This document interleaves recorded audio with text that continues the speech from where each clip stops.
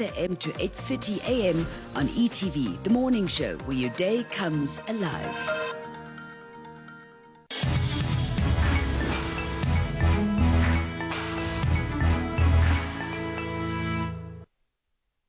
It's still the morning show on your TV this morning to kickstart your Friday morning. And as I mentioned, we will be in conversation to all things current affairs. Now, we started off with a topic that affects all of us, the economy.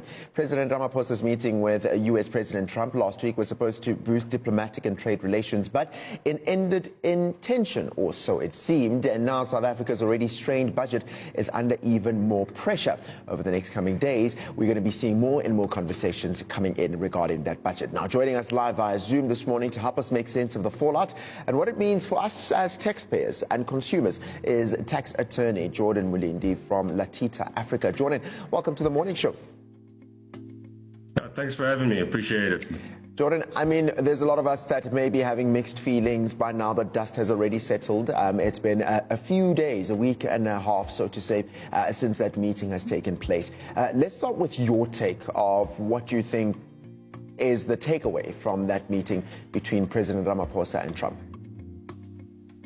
I think the main thing we can take away from it, I certainly say, is the diplomacy exercised by Ramaphosa. You know, this could easily have become an emotionally charged meeting, similar to what happened with the Ukrainian president.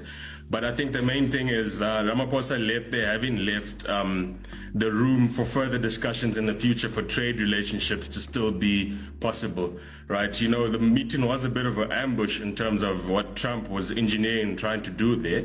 It became a whole talk on white genocide and farm murders, but then at least the future is still left open for trade talks to still proceed in the future. Do you think that the South African delegates were rather left feeling a little bit like sidelined in the sense of, hey, we were coming here for fair conversations and it feels like there's a bit of an ambush? Or do you find that that relaxed posture that they seem to have, which was also seen in the diplomacy of President Cyril Ramaphosa, was an indication of not being swayed at all in the midst of all the theatrics that were coming from the White House? I think there has been some element of preparation. I think we've seen how Trump basically that is his demeanor. That's how he engages with his comrades, and I think there was that element of preparation. That's why they were able to maintain diplomacy.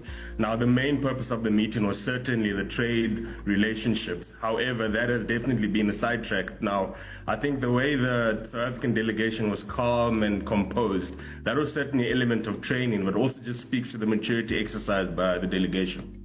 And just maybe a quick note before we start talking about the budget speech. Over the last couple of days, we saw how the US snubbed South Africa at the G20 Agriculture Summit that was happening a few days ago. And this is on the back of conversations where President Cyril Ramaphosa is saying, hey, I had a conversation with US President to say you have to come to the G20. I will not be passing it down to an empty chair. And there seems to be a consideration of sort. Does it seem like the conversations that happen behind the doors, outside of the media's kind of involvement in being in the room like we saw over there, that they may have landed on deaf ears, or do you really think that they may have been as well concluded as what President Ramaphosa is saying to have been a successful meeting, as he said in the press briefing after their private meeting with US President? So I would definitely say, you know, a lot of what we have in front of us is pretty much what we've seen on the media. So a lot of it can be purely speculation. But I definitely do think that, you know, any engagement of diplomacy off the camera certainly hasn't been met based on the fact that, you know, how the meeting actually went in the White House. You know, everything was detracted, totally moved in towards white genocide and, you know, the farm murders and all that. So I do think that any chats that happened off air, off camera, certainly weren't being heard. You know, like the fortunate thing for us is that going forward, the diplomatic talks can still be brought into effect. Right? We may not have gotten the intended purpose of a meeting solved, but off the air, off camera, we can only speculate. But I do think the door is still open to go back for renegotiation. Let's move towards the budget speech. One of the biggest things relating to this budget 3.0, was the conversation, of course, around VAT. And seeing that VAT increase being off the table has been what seems like a massive win for many South Africans. But then the fuel levy comes into conversation, and it seems most people are comfortable with a fuel levy versus a VAT increase, even though both will still hit the pockets of many South Africans. But there is someone who's kind of going, I've got no idea what the fuel levy is. Is this that 16 cents per litre up, or what exactly does this mean for me in my day-to-day? Maybe let's start with that in understanding what impact that has on an average South African. So, the fuel levy, I think there's a big argument around that. People are saying that the fuel levy will still have the same effect as an increase of VAT might possibly have, right? But the fuel levy will definitely impact the manufacturing industry, and it will impact food prices, but definitely transport. So in a common individual in South Africa, most South Africans actually cannot afford vehicles. So we're looking at an increase in taxi prices. That's going to change a lot of things. A lot of South Africans spend a bulk, almost 50% on transport costs and related costs regarding that.